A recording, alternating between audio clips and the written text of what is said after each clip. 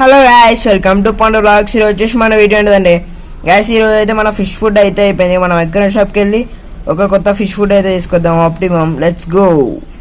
మనం ఫిష్ షాప్కి అయితే వచ్చేసినాం. ఆప్టిమమ్ ఫుడ్ అయితే తీసుకున్నాం.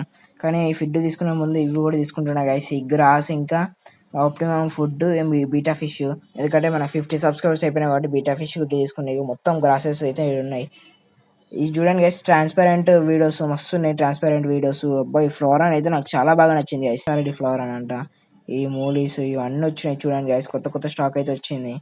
Gold fishes, videos. ఈ ఆస్కర్ కూడా చాలా బాగున్నాయి గైస్.